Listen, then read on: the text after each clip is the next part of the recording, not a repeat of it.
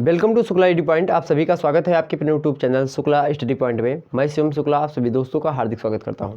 आज की वीडियो में हम बात करेंगे बीए सेकंड ईयर गृह विज्ञान अर्थात होम साइंस के पेपर 1 के बारे में, जिसका नाम है आहार एवं पोषण के मूल तत्व, जिसके बारे में अगर बात करूँ अंग्रेजी में फंडामेंटल ऑफ फूड एंड जो है न्यूट्रिशन या फिर नरेशन। तो इस प्रकार से मतलब कि इसको पढ़ लीजिएगा, NUTRITION इस प्रकार से लिखा हुआ है, इसको आप मैनेज करिएगा। इसके बारे में चर्चा करेंगे। 14 इंपॉर्टेंट टॉपिक्स के बारे में विस्तार समझने का प्रयास करेंगे। ये 14 ऐसे इंपॉर्टेंट टॉपिक हैं जिनसे लगातार प्रश्न एग्जाम में पूछे जा रहे हैं। तो ये प्रश्न आप एकदम से मतलब कि इन टॉपिक्स के से रिलेटेड जो प्रश्न हैं उन प्रश्नों को बताने का भी प्रयास करूंगा। आप किसी भी यूनिवर्सिटी से संबंध रखते हैं, अगर उस यूनिवर्सिटी में ऑब्जेक्टिव परीक्षा हो रहा है पैटर्न या फिर सब्जेक्टिव, अर्थात चाहे वो बहुविकल्पीय वाले हो रहे हैं, चाहे लघुत्तरीय, चाहे अति लघुत्तरीय, चाहे दीर्घोत्तरीय, किसी भी प्रकार के प्रश्न पत्र में आपके प्रश्न पूछे जाएं, इन 14 टॉपिक से प्रश्न ही पूछे जाते हैं। यह बात आप ध्यान रखेंगे और इन 14 टॉपिक्स को आपको अच्छे तरीके से तैयार कर लेना है। एग्जाम में जाने से पहले इन 14 टॉपिक्स की वीडियो देख करके जाइएगा और इनसे रिलेटेड जितने सारे पक्ष होंगे उनको पढ़ते हुए जाइएगा। मेरे प्यारे दोस्तों, अगर आप इन सभी से संबंधित वीडियो एक ही सांस में देखना चाहते हैं तो एक घंटे, लगभग 1 घंटे कुछ मिनट की वीडियो है, उसमें हमने सारे मुद्दों को एक ही वीडियो के अंतर्गत समझाने का प्रयास किया है। तो उस वीडियो को देख लेंगे, बड़े ही आसानी सारे मुद्दे क्लियर हो जाएंगे।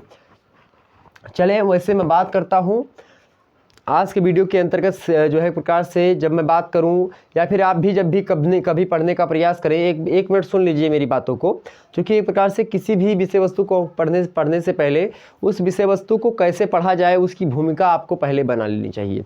भूमिका मतलब सांचा। तो एक प्रकार से ऐसे सांचा का निर्माण करें जिस सांचे में आप बैठ करके पढ़ाई करते हैं।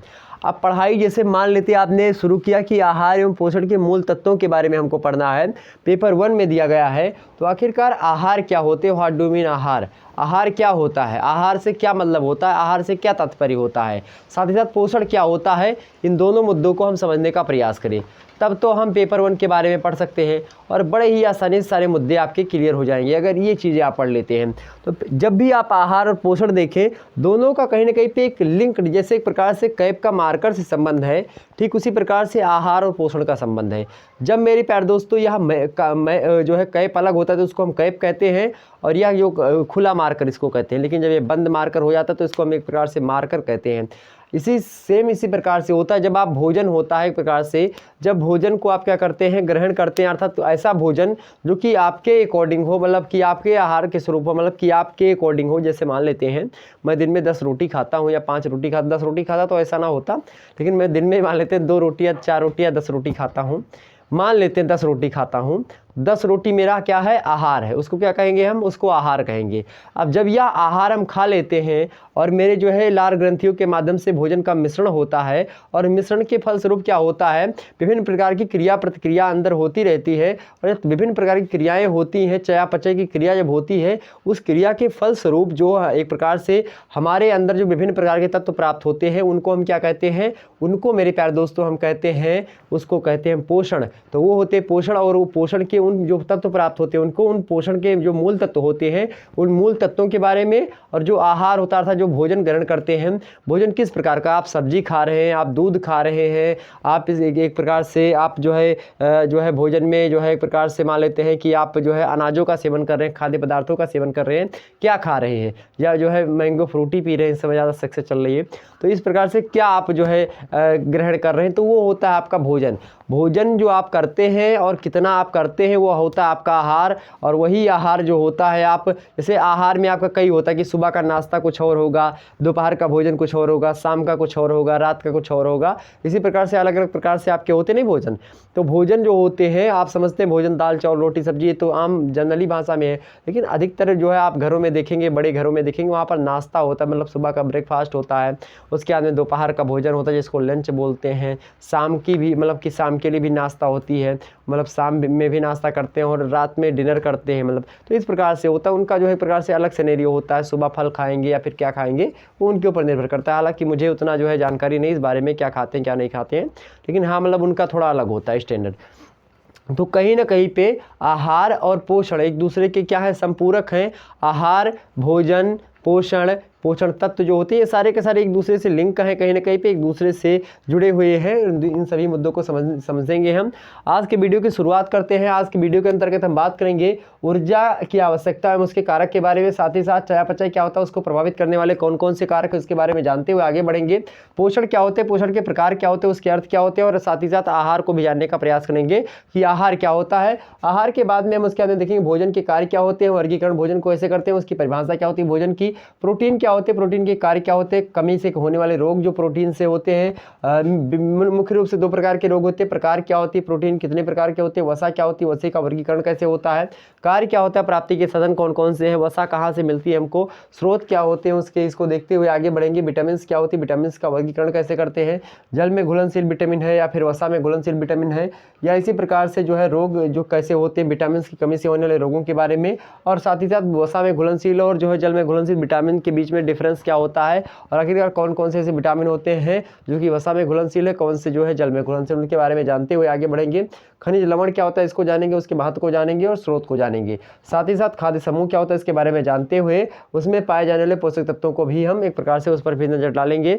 उसके बाद में हम पहुंचते हैं अपने 10वें टॉपिक पर, जिसके अंतर्गत सब्जियां क्या होती हैं उसके वर्गीकरण में, और साथ ही साथ उसके पौष्टिक का मूल्यांकन करेंगे। सब्जियों के अंतर्गत मतलब कि कितने प्रकार की सब्जियां होती हैं, उनमें पौष्टिक मतलब कि सब्जियों में किस प्रकार की पौष्टिक पाए जाते हैं, कौन कौन से तत्व पाए जाते हैं, उनको देखते हुए खाद्य और भोजन की विषाक्तता को देखेंगे। मतलब कुछ खाद्य पदार्थ होते हैं उनमें विषाक्तता होती है, मतलब कि उसमें वायरस, जीवाणु, विषाणु जो कुछ भी होते हैं या फिर इधर उधर की चीज़ें जब मिल जाती हैं, भोजन में अधिक मात्रा में मिलावट हो जाती है तो उसे शरीर के स्वास्थ्य को किस प्रकार से प्रभावित करती हैं सॉरी, उसके बारे में जानने का प्रयास करेंगे।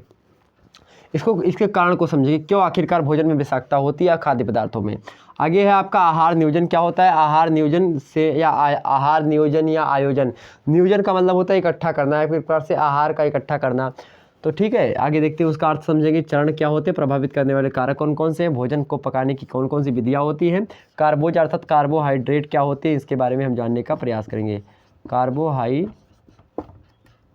के बारे में भी जानेंगे। तो कार्बोहाइड्रेट क्या होते हैं, कार्बोज क्या होते हैं, मतलब दोनों लगभग एक ही होते हैं, उसमें कोई डिफरेंस नहीं होता, उसको समझने का प्रयास करेंगे। आगे देखते हैं मेरे प्यारे दोस्तों, आगे है आपका पहला टॉपिक, यहाँ पर देखते हैं ऊर्जा। ऊर्जा मतलब दैट मीन्स एनर्जी। एनर्जी क्या होती है, एनर्जी को समझने से पहले आप थोड़ा महसूस करिए। मान लेते हैं आप खाना ना खाएं, खाना नहीं खा रहे हैं तो आप जिंदा रहेंगे कितने दिन तक, लगभग 21 दिन तक जिंदा रहेंगे पानी वगैरह पी करके। अगर पानी ना पिए तो आपकी मृत्यु निश्चित है, क्योंकि पानी से भी ऊर्जा मिलती है, भोजन से भी ऊर्जा मिलती है, और पानी और भोजन को छोड़ दें तो कुछ ऐसे भी पदार्थ होते हैं जो कि हमारे शरीर को, हमारी बॉडी को ऊर्जा प्रदान करते हैं। अब इसमें आप बहुत सारी चीज़ें होते हैं, ऊर्जा के विभिन्न स्रोत होते हैं। मान लेते कुछ ऊर्जा होती है जो कि एक प्रकार से हमारे शरीर के लिए आवश्यक होती है, लेकिन कुछ ऐसी ऊर्जा होती हैं जो कि क्या करती हैं, जैसे मान लेते हैं ये एक प्रकार से ऊर्जा सौर ऊर्जा भी होती है, एक प्रकार से सौर मतलब कि जो सोलर ऊर्जा होती है वो अभी ऊर्जा होती है, विभिन्न यंत्रों से भी ऊर्जा प्राप्त होती है। एक प्रकार से मैं बोल रहा हूँ, इस मेरी बोल को मेरे प्यारे दोस्तों, इस जो मैं मेरे अंदर से जो मान लेते हैं मेरे अंदर जो ऊर्जा है, यानी जो शरीर की ऊर्जा है, शरीर की ऊर्जा के माध्यम से मेरे मुंह के एक प्रकार से माध्यम से या मुंह के माध्यम से एक प्रकार से एक ऐसी ऊर्जा निकल रही जो कि एक प्रकार से वाइस ऊर्जा है। मतलब कि क्या है, वह कैसी ऊर्जा है, वह एक प्रकार से जो है ध्वनि ऊर्जा है। तो एक प्रकार से जो हमने खाया था, जो एक प्रकार से जो पौष्टिक ऊर्जा थी वह ध्वनि ऊर्जा में कन्वर्ट हो रही है। इसी प्रकार से आप देखते हैं विद्युत मोटर जो होता है क्या करता है, विद्युत मोटर जो होता है यांत्रिक ऊर्जा को किसी और ऊर्जा में परिवर्तित करता है। इसी प्रकार से मतलब कि जो है यांत्रिक ऊर्जा को विद्युत ऊर्जा में परिवर्तित करता है। इसी प्रकार से आप देखते होंगे मेरे प्यारे दोस्तों, जो है ट्रांसफार्मर, ये ट्रांसफार्मर नहीं होता है, वैसे और भी चीज़ें होती है, जैसे कि मान लेते हैं जो बांध वगैरह होते हैं, वह जल जो है ऊर्जा को, जल शक्ति को किस में बदलते हैं, विद्युत ऊर्जा में बदलते हैं।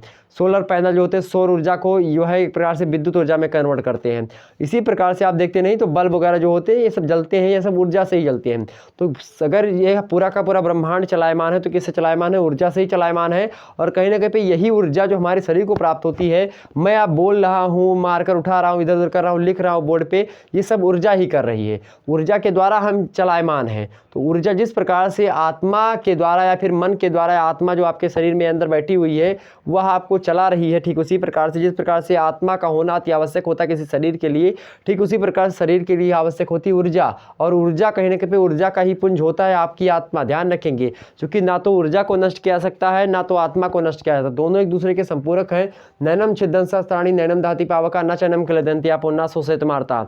दोनों को ना तो एक प्रकार से शस्त्रों के द्वारा भेजा जा सकता है, ना ही वायु के द्वारा उड़ाया जा सकता है, सुखाया जा सकता है, ना तो इसमें जल के द्वारा मतलब जल में डुबोया जा सकता है, ना तो जल के द्वारा इसको क्या एक प्रकार से गीला किया जा सकता है, ना ही इसको कोई चुरा सकता है, ना कोई बांट सकता है। तो ऊर्जा जो होती है आपकी क्या होती है, एक प्रकार से ऐसी संपदा होती है जो कि आपके शरीर को चलायमान रखती है, और जब यह धन संपदा जो है क्षीण हो जाती तो व्यक्ति चलायमान नहीं हो पाता।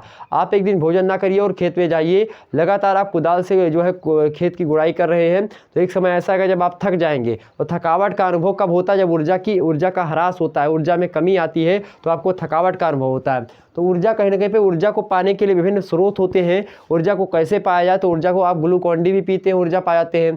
जो एथलीट वगैरह होते हैं, फिर जो खिलाड़ी होते हैं, वहाँ विभिन्न प्रकार की ऊर्जा ग्रहण करते हैं। वो खेलते खेलते देखते नहीं कि जो है केएल राहुल या फिर विराट कोहली साहब ये सब क्या करते हैं, मंगवा लेते हैं कि हाँ पानी लाओ या फिर ठंडा लाओ, बोतल लाओ ऊर्जा की। वो उनकी ठंडा दूसरा होता है, जो आप यहाँ पर स्प्राइट है पीते हैं वो ठंडा नहीं होता, उनका दूसरा तरीके से ठंडा होता है, वह उसमें ऊर्जा की मात्रा अधिक होती है, क्योंकि उनको खेलना रहता है दिन भर। आप कोई व्यक्ति 100 रन मार करके खेल रहा, लगातार पसीने उनके बह रहे हैं, तो एक प्रकार से वो मेहनत कर रहा था, मेहनत के फलस्वरूप ऊर्जा की क्या हो रही, हानि हो रही। ऊर्जा के माध्यम से उनकी जो शरीर की ऊर्जा है, जो शारीरिक ऊर्जा है, उस ऊर्जा को एक प्रकार से वह कैसे एक प्रकार से जो है एक प्रकार से कैसे कर रहे हैं, कार्यात्मक ऊर्जा में चेंज कर रहे हैं। ये होती है ऊर्जा। तो ऊर्जा को पाने के लिए हमको भोजन ग्रहण करना पड़ता है, और भोजन में विभिन्न प्रकार के तत्व पाए जाते हैं, जैसे प्रोटीन, वसा, विटामिन, खनिज लवण, ये सब भोजन में पाए जाने वाले तत्व होते हैं। तो कहीं ना कहीं पे बस केवल आपके शरीर को कैसे स्वस्थ रखा जाए, इसी पर पूरा का पूरा आपका पेपर बेस्ड होता है, ठीक, कुछ नहीं होता, सिंपल सा है इसमें। तो यहाँ पर ऊर्जा वही होती है। ऊर्जा की आवश्यकता क्या होती है, हमारे शरीर को चलायमान रखने के लिए ऊर्जा की आवश्यकता होती है। हमने विभिन्न सारी चीज़ें बता दी। ऊर्जा के कारक कौन कौन से, बहुत सारे कारक होते हैं। क्यों ऊर्जा हमको, जब ऊर्जा को प्रभावित करने वाले कारक कौन कौन से होते हैं, ऊर्जा को प्रभावित करने वाले खाद्य समूह होते हैं, भोजन होते हैं, सब्जियाँ होती हैं, एक प्रकार से जो है वातावरण होता है भोजन को प्रभावित करने वाला, कि ऊर्जा को प्रभावित करने वाला, एक प्रकार से बहुत सारी चीज़ें ऊर्जा को प्रभावित करती है। एक प्रकार से इन्वायरमेंट, वातावरण, तापमान, तमाम प्रकार की चीज़ें होती हैं जो कि ऊर्जा को प्रभावित करती हैं।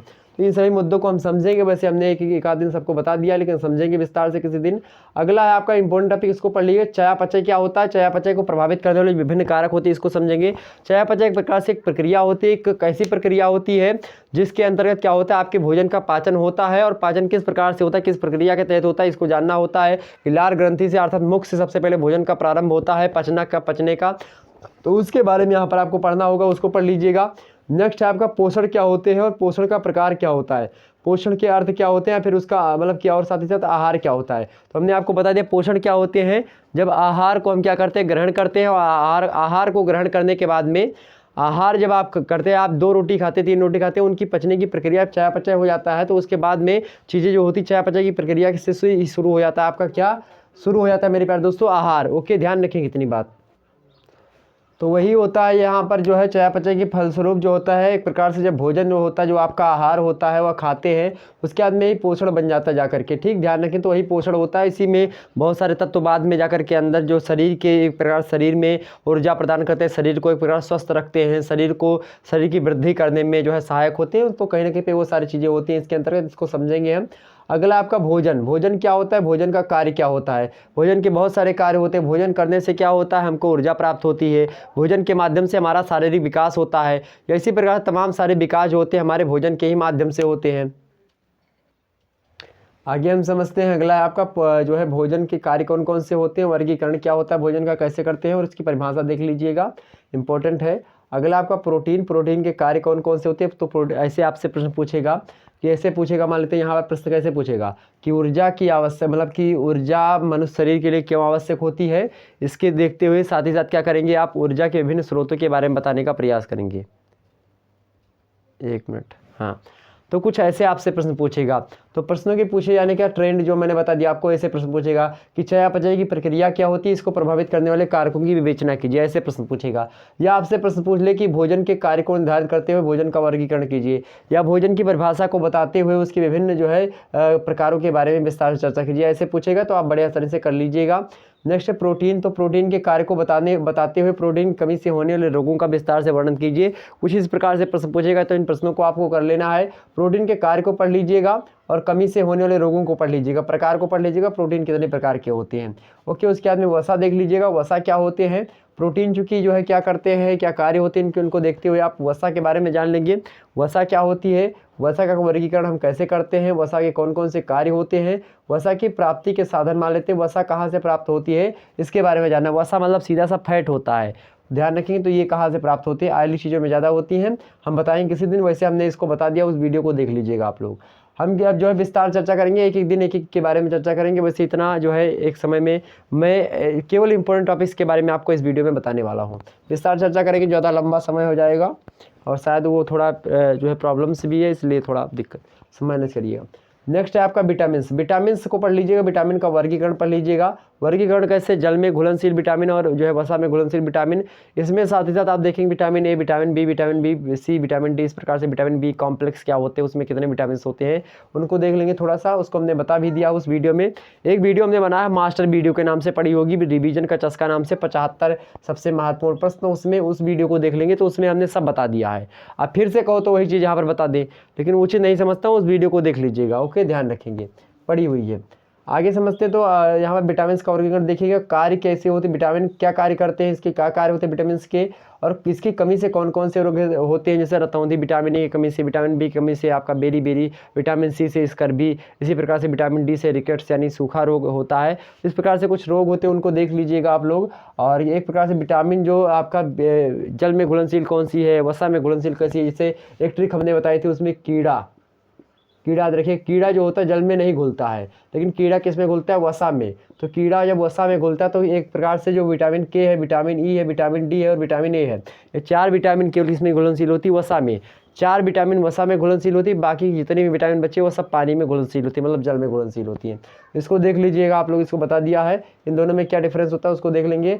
खनिज लवण क्या होते हैं इसको देखेंगे, इसका महत्व क्या होता है खनिज लवण का, उसके महत्व को चर्चा करते हुए आगे बढ़ दी जाइएगा। और उसके अंदर पढ़ लीजिएगा स्रोत, तो खनिज लवण या खनिज तत्व क्या होते हैं, उनके विभिन्न स्रोत क्या होते हैं, उसके बारे में आपको यहाँ पर जान लेना है। ओके, यह बात आप ध्यान रखेंगे। इसके बाद में क्या होगा, खनिज लवण का महत्व और स्रोत को जानने के बाद में आप खाद्य समूह क्या होते हैं, 7 प्रकार के खाद्य समूह या भोज्य समूह के बारे में बताया गया है। तो अमेरिका में या फिर अमेरिका के द्वारा एक जो है संगठन बनाया गया, उस संगठन के द्वारा निर्धारित किया गया कि खाद्य समूह क्या होंगे, भोज्य समूह क्या होंगे, तो उसके बारे में 7 प्रकार के हैं। तो उन 7 को एक दिन किसी दिन समझ लेंगे कौन कौन से होते हैं। प्रथम इसी प्रकार 7 को कैसे बांटा गया है, प्रथम खाद्य समूह, द्वितीय खाद्य समूह, तृतीय खाद्य समूह, उसमें किसी में जो है फल था, किसी में जो है एक प्रकार सब्जियां है, किसी में अन्य जो है, किसी में जो है खाद्य सामग्री है। तो ये सारी चीज़ें हो, तो उसको देख लीजिए, उसको हम बता देंगे आपको, इसे देख लीजिएगा आप लोग भी अगर आपकी बुक्स में मिले तो।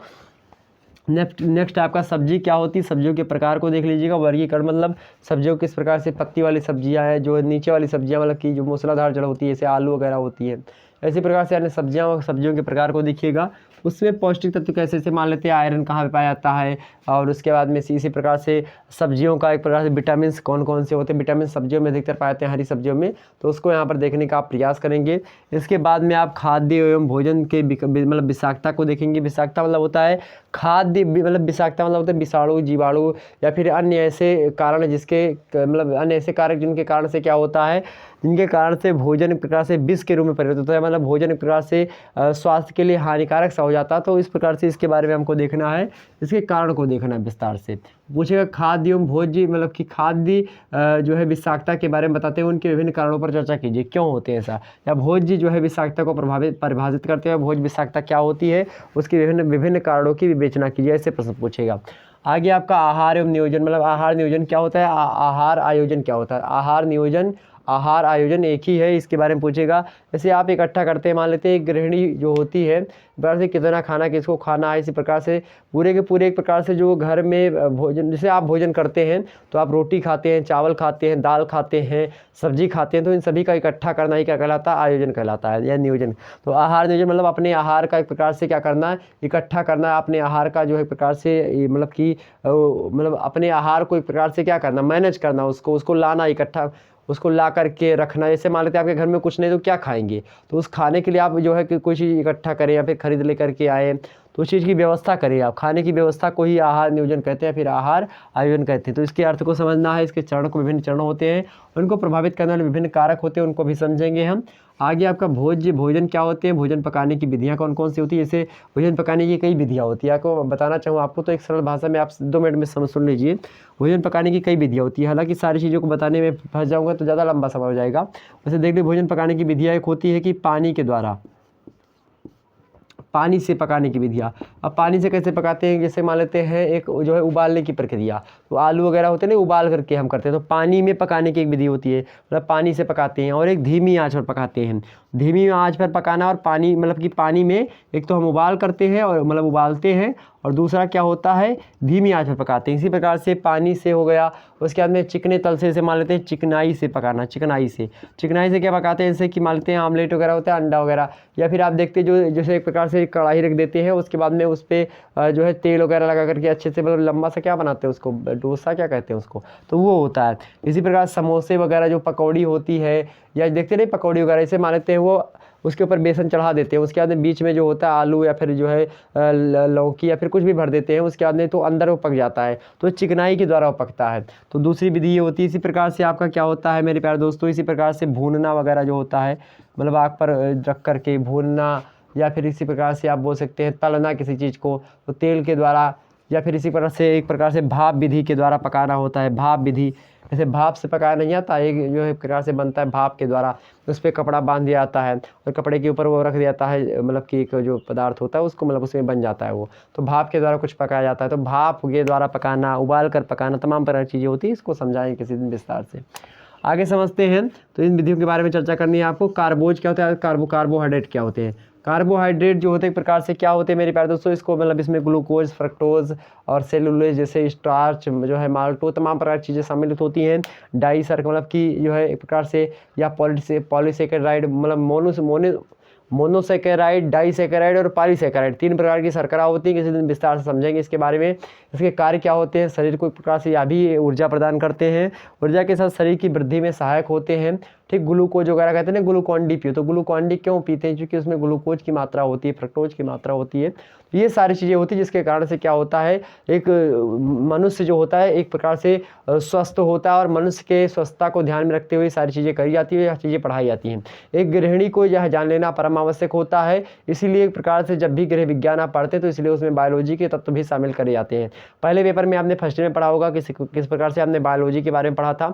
इसी प्रकार से फर्स्ट पेपर इसका भी बायोलॉजी है, सेकंड पेपर में दूसरे तरीके से उसको भी समझने का हम प्रयास करेंगे। मेरे प्यारे दोस्तों, मिलेंगे हम नेक्स्ट वीडियो में, और नेक्स्ट वीडियो में किस सब्जेक्ट पर चाहिए आपको उसको बताने का प्रयास करेंगे। इकोनॉमिक्स वगैरह पर भी लाने का प्रयास करूँगा, जल्दी आपके सामने आएगी। मिलेंगे नेक्स्ट वीडियो में, तब तक के लिए जय हिंद, जय भारत।